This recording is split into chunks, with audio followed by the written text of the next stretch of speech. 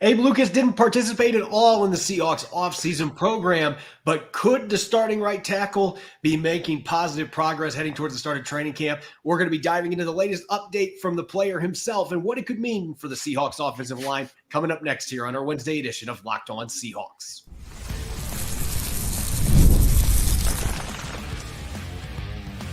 You are Locked On Seahawks, your daily Seattle Seahawks podcast. Part of the Locked On Podcast Network, your team every day. Greetings, 12. This is Corbin Smith, host of the Locked On Seahawks podcast, your daily Seahawks podcast, part of the Locked On Podcast Network, your team every day. Glad to be joined, as always, by my co-host in crime, Rob Rang, and a special thanks to all the 12s who are tuning in, whether you're in nearby Cheney, Washington, the former training camp grounds for the Seahawks, or across the country in Lansing, Michigan. We appreciate each and every one of you for making Locked On Seahawks your first listen 5 days a week. We're drawing closer to the start of training camp. We're going to continue our preview going to the defensive side of the ball with defensive tackles and defensive ends, the big and heavies on the defensive line. And we'll continue our 90-man countdown as well. Jam-packed episode coming your way courtesy of Game Time. Download the Game Time app, create an account, and use the code LOCKEDONNFL for $20 off your first purchase. Terms apply. Now for your lead story here on our Wednesday edition of Locked On Seahawks.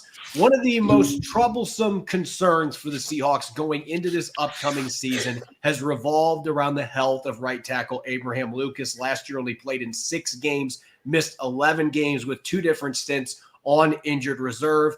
Former coach Pete Carroll mentioning chronic knee issues, never the word you want to hear when you're talking about any type of injury, especially with knees in professional football. Off-season surgery, didn't participate at all in OTAs or minicamp. But, Rob, there may now be reason for optimism, and it is coming from Abraham Lucas himself, or I at least should say from his trainer, who ended up posting this on Instagram, I'm sure with Abraham Lucas's permission. But here's a little clip here to show you where Abraham Lucas is at right now in his recovery from knee surgery. Yeah, drop the hip just a little bit on that side. Right there. There we go.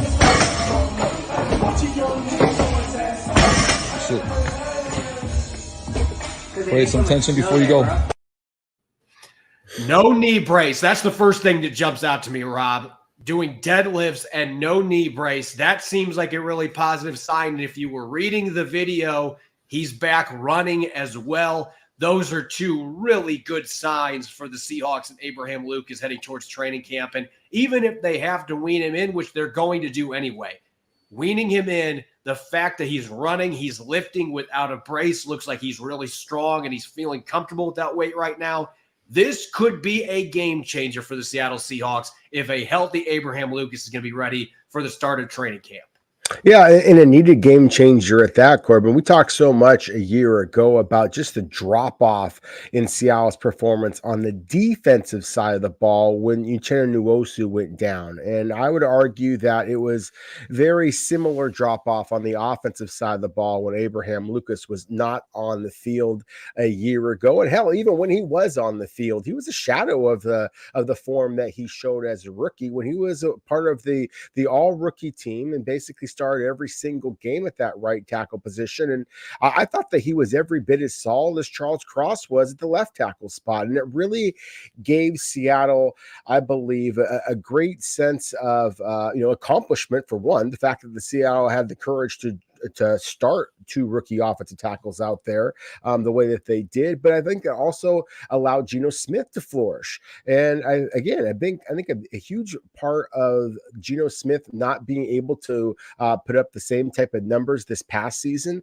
as he did 2 years ago, I think is due in part to Abraham Lucas's struggles with health. So this is potentially a massive story. And it was one that we were hoping might be the case. Of course, Seattle decided not to select an offensive tackle early in the 2024 draft, despite it being a very good class.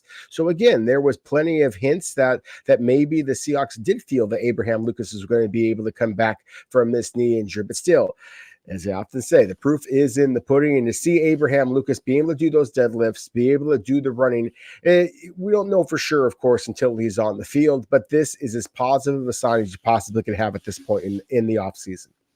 Yeah, as you mentioned last year, even when Abraham Lucas was on the field, it was obvious that this was not the same player that we saw his rookie season. He was playing well below 100%. And the things that jumped out to me on film, and Pete Carroll mentioned this a few times, he just did not have the explosiveness and the power out of his stance as a run blocker. He could not knock guys back the way that we saw him do his rookie year. He was making a lot of pancakes his rookie season. Last year, the pancake shop was closed indefinitely. He was not able to generate much power, and he wasn't able to get push. And a lot of that had to do with the fact that he had a knee that was acting up that just wasn't healthy. And then in pass protection, look, you can shoot down grades all you want with Pro Football Focus, but I do think the advanced stats are very valuable. And when you consider that he didn't even play half the snaps he did the year before, and he gave up more than half the number of pressures he did in pass protection. He only gave up 28 his entire rookie year in 16 starts. Last year, he started 6 games and only played half of one of those games.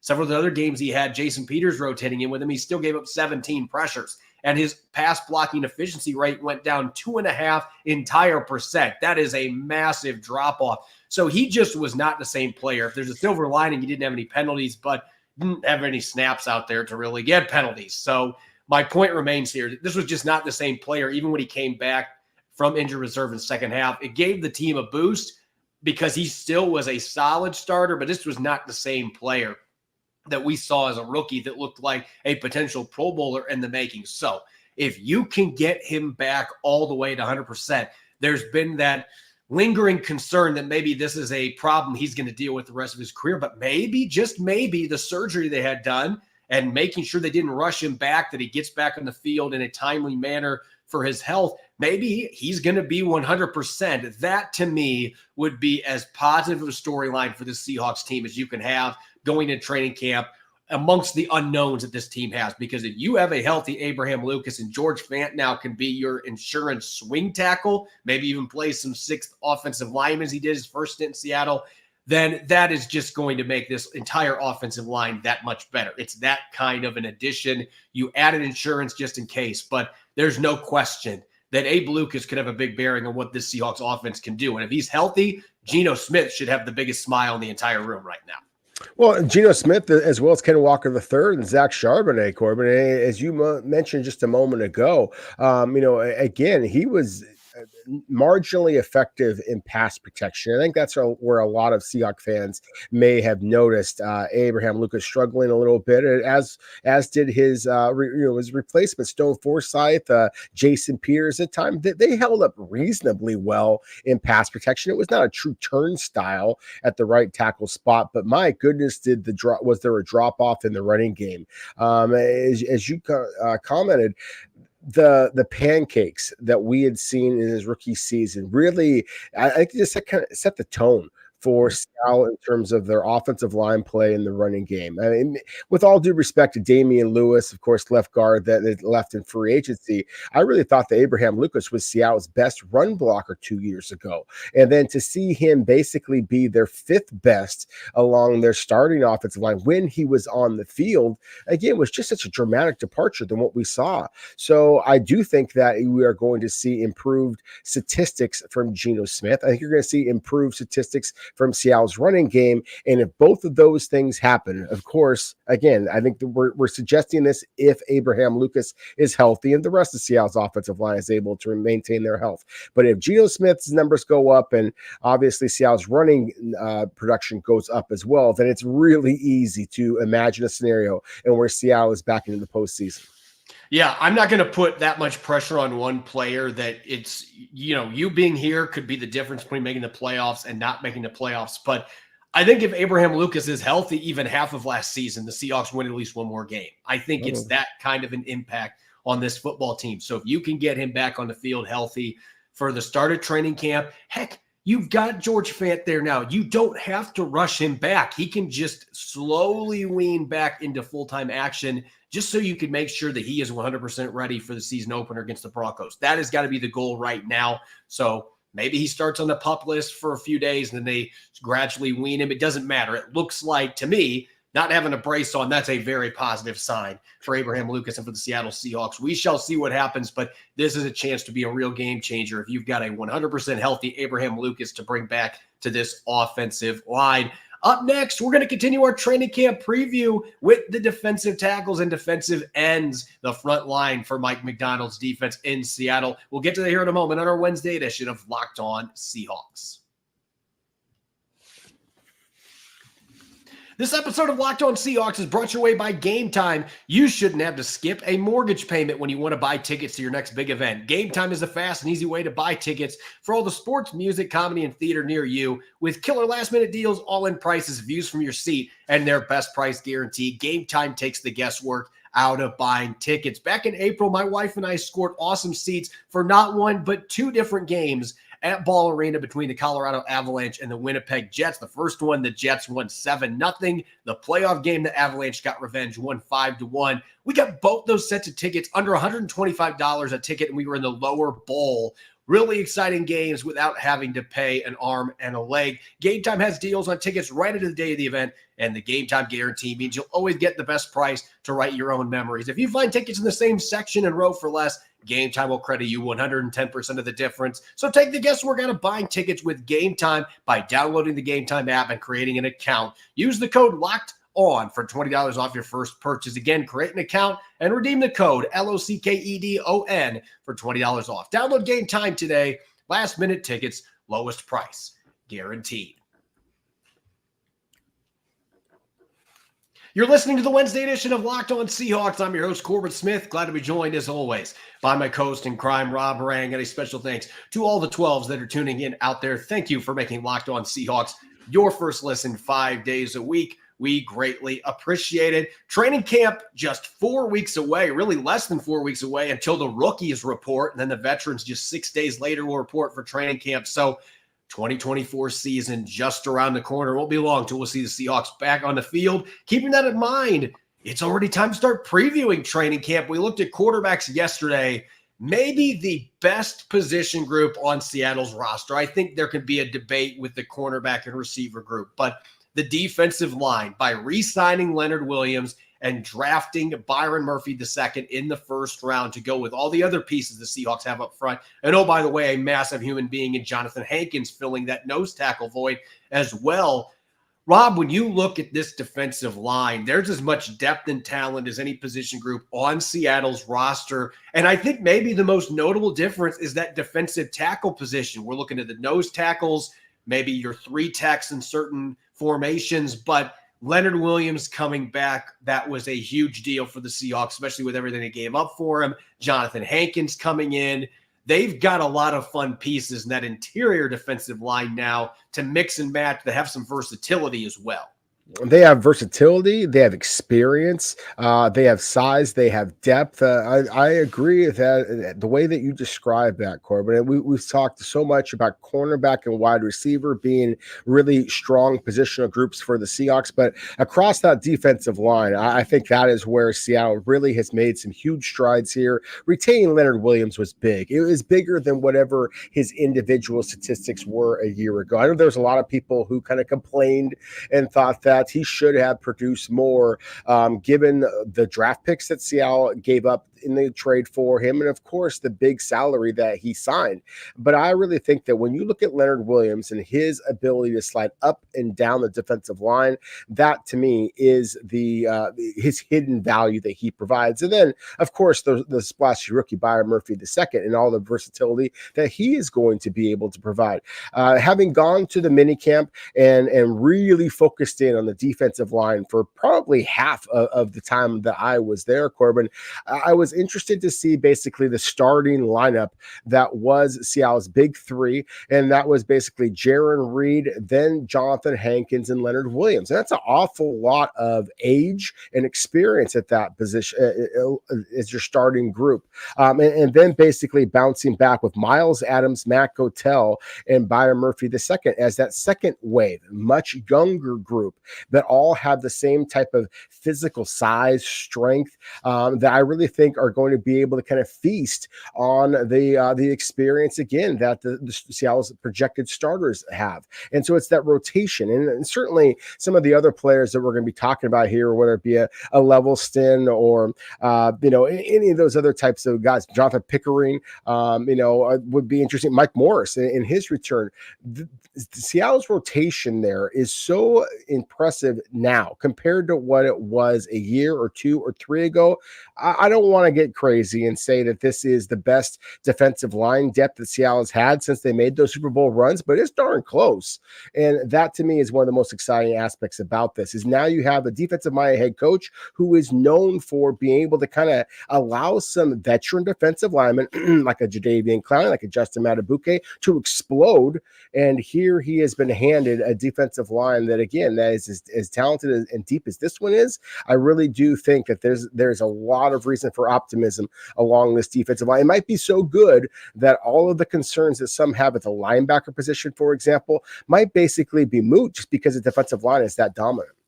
Well, that's what the Seahawks are going to be banking on. And I know there were a lot of fans and there were media members as well. Heck, ESPN, Seth Walder, their analytics expert, just released his offseason grades. And the move that he said that he didn't like was signing Leonard Williams. And he threw out a bunch of stats about how he is a good but not great defensive lineman. But you mentioned the positional versatility. I think the best you can get out of Leonard Williams is when you are moving him around. And I'm not just saying playing nose tackle and 3-tech. I'm talking big end where he's playing 5 technique and he can go against tackles, overwhelm them with his power. And even in a 2-point stance occasionally, whether it's hovering over the A gap, peppering the A gap, or having him outside. You can do all those things creatively with Leonard Williams. And Byron Murphy, I think, has very similar versatility. Draymond Jones, we don't have him on the depth chart for defensive tackle or defensive end. That does not mean he's not going to play some snaps there. He will probably play outside more, but you have another player that you can move up and down the line. I think for Mike Macdonald's scheme, the way he's used defensive linemen as the defensive coordinator in Baltimore, as many players you can get your hands on that have that type of versatility. You can see these guys in the practice field just rotating down the line on the mat, as they call it in the drill, where they just move down the line and they play every single position. That is done by design. And having guys who truly can do that, as the Seahawks do, it really makes your defensive line a weapon, which this group should be. And I'd be remiss not to mention here, we talked Byron Murphy, but I think a lot of people are forgetting what Jarran Reed did for this football team last year. It was not just a resurgent season. He was dominant at times and maybe the most consistent player on Seattle's defense from week 1 all the way to the end of the season. He didn't get to play in the season finale due to injury, but Jarran Reed had the second most sacks in his career last year. Didn't get to double digits like he did in 2018, but he was effective rushing the passer. He created a lot of pressure. He was solid against the run. He played a lot more snaps at nose tackle than he probably wanted to, and the Seahawks wanted him to, but he was selfless in that regard. He went inside and did the dirty work when he needed to. And Jarran Reed is another player that has a lot of positional flexibility. He can play that 5-tech big end position. He's done it in the past for the Seahawks, and he's still able to do that. So there's just another guy that Mike Macdonald can move around. There's a lot of pieces here that are fun, to the point that even a player like Myles Adams, who I'm still very high on, and I think Myles Adams is another one of those guys that you can move up and down the line. I'm wondering where he fits into this rotation with a healthy Mike Morris, who's played for Mike Macdonald at Michigan. I mean, it's a good problem to have, but you could have some really solid players that don't make this football team, and that speaks to the depth and talent that Seattle's accumulated on this defensive line. Yeah, a couple of things there. For one, with the Myles Adams and Mike Morris conversation, that was one of the things I did think was interesting, is the fact that Myles Adams, at least in the mini camp, was playing ahead of Mike Morris, who, as you just mentioned, does have the experience in Mike Macdonald's system after being there at Michigan. And the fact that you mentioned Jarran Reed, and you cited the 2018 when he set his career high with 10 sacks that year, and it was basically he and Frank Clark were like a 1-2 combination that was just terrific for the Seahawks. And that's going to kind of lead me back to the Leonard Williams and Byron Murphy additions. I don't know that either one of them is ever going to be a 10-sack kind of a guy. And so the analytics crowd is going to bemoan Seattle giving, giving Leonard Williams that type of money, or maybe some will even suggest that the Seahawks should not have selected Byron Murphy II where they did.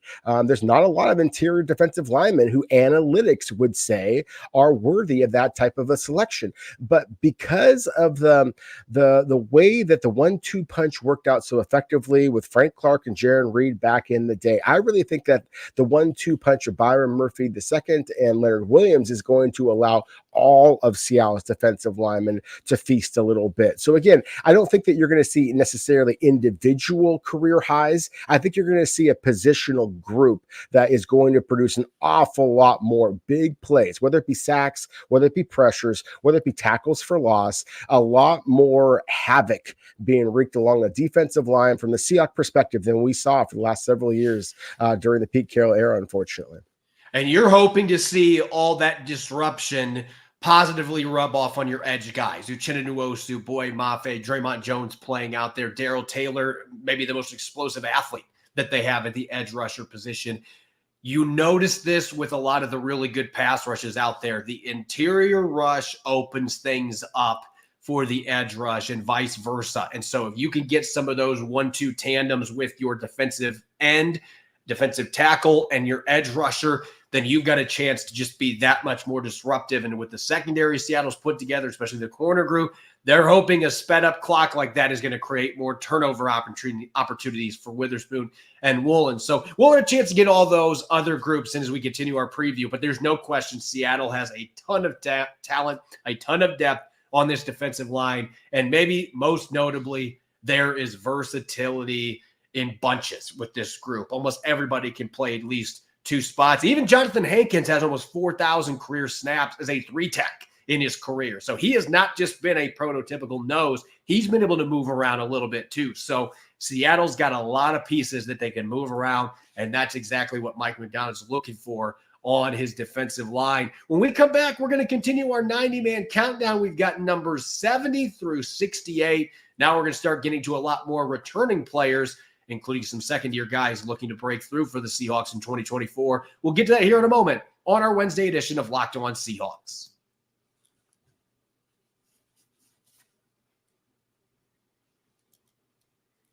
You're listening to the Wednesday edition of Locked On Seahawks. This is your host, Corbin Smith. Glad to be joined, as always, by my co-host in crime, Rob Rang. And a special thanks to each and every one of the 12s that are tuning in. Thank you for making Locked On Seahawks your first listen 5 days a week. We greatly appreciate it. If you're tired of hearing all the screaming and shouting on ESPN or Fox Sports, you need to check out Locked On Sports today. It's got all of your top stories, breaking news for every major sport, even the non-major sports. We've got everything covered. Locked On Sports today. Avoid the screaming and get the real analysis and insight you are looking for from the best analysts out there. You can listen on YouTube or wherever you listen to your podcast. Part of the Locked On Podcast Network, your team every day. Let's get to our 90-man countdown, Rob. We are now going to be jumping into the 60s, but we got to start with number 70. And this first player that we're going to be discussing, I'm not going to lie, I don't know what injury Drake Thomas suffered in the middle of last season. The Seahawks claimed him off waivers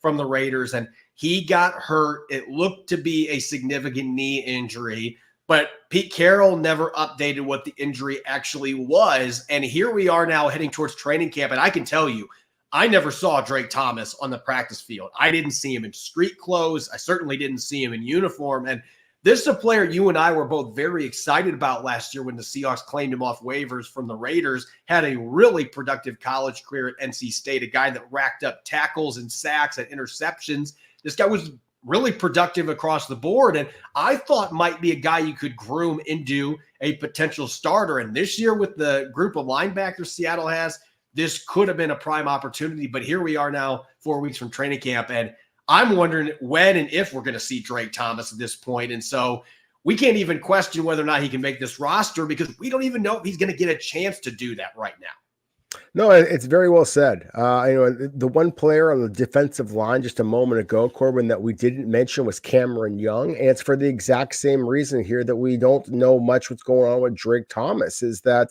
again, there was some type of an injury with both of these two players. And so that's why I mentioned Cameron Young, the nose guard, selected, of course, in the 5th round a year ago out of Mississippi State. And now Drake Thomas, the linebacker that the Raiders signed out of North Carolina State, and both of them were terrific players. Like, it's elite competition, and I do think have the just natural talent, and the mindset, the physicality, the nastiness, the junkyard dog mentality that I loved about Seattle bringing in Jaron Reed. Was not at all surprised that he played as well as he did a year ago for Seattle. Drake Thomas can be that type of a player for the Seahawks.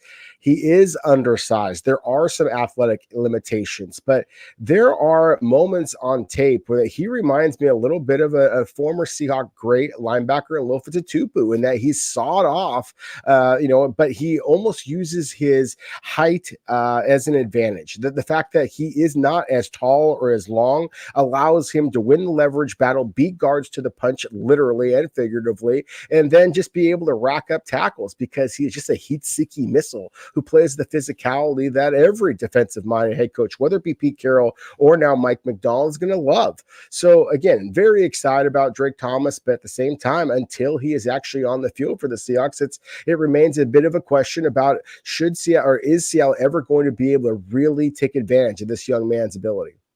Yeah, and it's always disappointing when you have a situation like this where you have a freakish injury. And again, we don't know what happened to him. Now, this is just speculation from me with the way that the injury looked from the press box. I wonder if this was a patellar tendon injury, because if it was a torn ACL, everybody recovers differently, but his was earlier than Jarek Reed's. And Jarek Reed has a good chance to be back at some point in training camp. We haven't even seen Drake Thomas. So I would not be surprised. And again, this is not me reporting. I do not know definitively that it was a patellar tendon injury, but just the way that it looked like some of the other ones I've seen on an NFL field. And that can be a 12 to 15 month recovery. So best case scenario right now is just getting him on the field to where he can even watch practice. Because again, maybe he was out there and I missed him, but I didn't even see him on the practice field.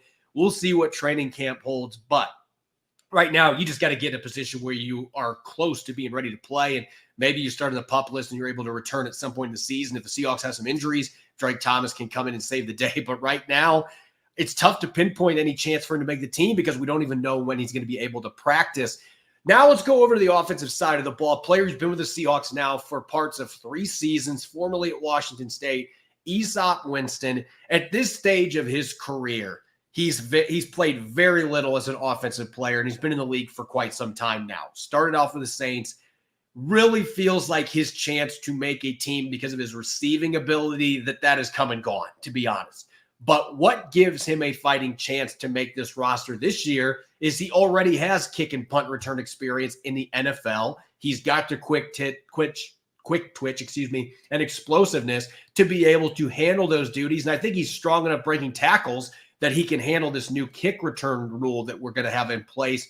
So that is the one thing that is working in his favor. If Easop Winston can have a strong training camp with the special team stuff, particularly the return game, that is his ticket to that final roster spot. If he's not able to do that, it's really difficult to envision him leapfrogging enough receivers to make this team as an offensive player. Yeah, Corbin, I hate to put it this bluntly, but I really think that Easop Winston is your backup plan behind D. Eskridge. To me, D. Eskridge is the return guy that you want to have win that job. He can't afford any fumbles or injuries or any off-field shenanigans, anything like that. And if he does, then I really think that Easop Winston, unfortunately for him, I just don't see a scenario in which he is able to make this team. And as you said, I mean, it's been 3 years years now that he has been contributing to the Seahawks. I don't know that they're going to view there being enough upside at a positional group that they do have a lot of talent and depth and youth, that maybe they don't feel that they have to keep Easop Winston on the practice squad. He could be one of those guys that's basically a street free agent, a phone call away, just because this is a relatively local product. Of course, played his college ball at Washington State. And so all of those factors basically lead me to believe, again, that he is very much on the outside looking in. All of that said, my goodness, he's reliable. I don't see him drop balls in terms of the punt game and the kick return game. He is not a dynamic athlete after the catch, but he knows the routes that he has to run, and he is effective in doing so. Again, the reliable route running. And for all of the concerns, wide receiver has long been called kind of the diva position in the NFL. And I don't know Easop Winston well enough to vouch for his character myself, but I do know a lot of people that are close to the Washington State program and the Seahawks, of course, and they all 100% love this kid. And so, again, if there are any types of issues with any of Seattle's return men or slot receivers, I think that Easop Winston is going to be that guy who's kind of knocking on the door, basically saying, hey, I have been here for you in the past. I can do that in the future as well. So, again, I think he's on the outside looking in, but he is a welcome person on the outside looking in at this point, just because I do feel that he may not have a great upside, but there's no downside with Easop Winston as well. Yeah, reliability is the number one thing when you're talking about kick and punt returners, especially punt returners.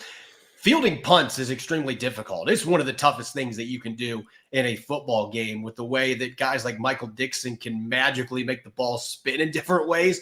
And then you got to deal with wind, the lights, all kinds of other things that players have to deal with. So it is not an easy job. Yesterday, we talked about Ty Okada, who's coming into his second season after being signed undrafted last year. He's a player that we view, you and I collectively, as a dark horse to make this football team. I think he can lump Jonathan Sutherland, another safety who was undrafted, signed last year out of Penn State, had an injury at the end of training camp. I think without that injury, he makes Seattle's roster last year. And unfortunately, he got hurt on a fluky Hail Mary play at the end of a practice, and it was bad enough that they had to release him and reach an injury settlement. He eventually came back to the practice squad, but we did not get to see Jonathan Sutherland in any game action beyond the preseason last year. He was productive in those preseason games, though. The difference between him and Ty Okada, though, is I wonder about Sutherland. Is he going to be able to handle that interchangeable safety role? Because he has typically been a strong safety or even a smaller money linebacker. Those have been the roles he's played. I don't know if he can handle playing a free safety type role that Mike McDonald's going to want all of his safeties to be able to do. Special teams, he's been strong. That is probably the best path for him to make this team. If he's able to contribute as a blitzer and do some of those things in the box, that might be enough to get him onto this roster. But my biggest concern with him, I feel like Ty Okada can play both safety spots in a pinch. I need to see that Jonathan Sutherland can do that, because last year in preseason, he was mainly playing in the box. I need to see how he handles the way Seattle wants their safeties to play now compared to last year before I can make a verdict that he's making this football team. Yeah, that's well said.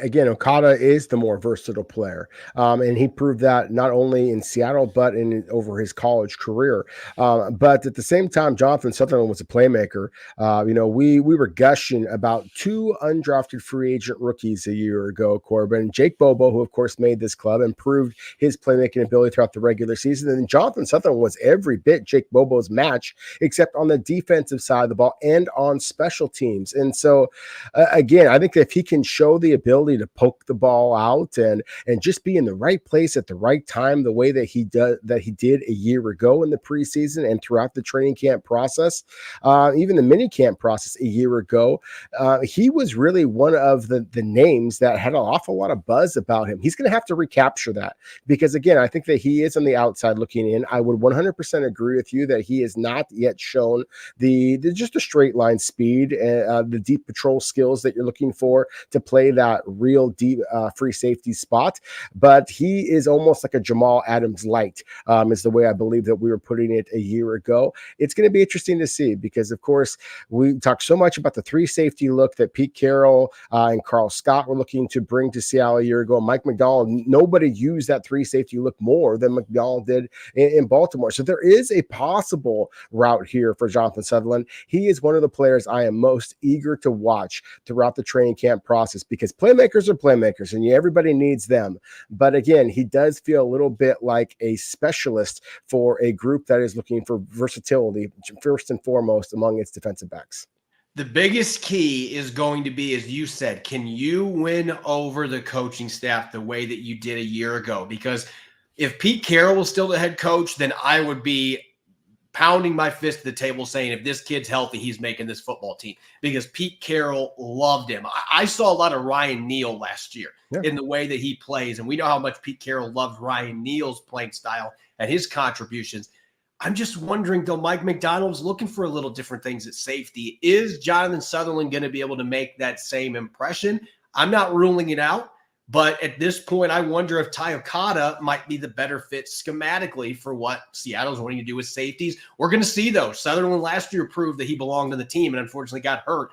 Can he do it again this time around and avoid injury? Certainly a player to keep a close eye on who's got a fighting chance to make this football team, especially with his special teams talents. As always, you can follow me on X and Threads at Corbin Smith NFL. You can follow Rob at Rob Rang. Make sure to subscribe to Locked On Seahawks on YouTube or wherever you listen to your podcast to make sure you don't miss a single episode. When we come back tomorrow, we're going to be looking at how Devin Witherspoon is revolutionizing the slot cornerback position and why that position may be even more important because of his presence there for the Seahawks and how the rest of the league can follow suit, among other topics. Make sure that you're listening in and enjoy the rest of your Wednesday. Go Hawks.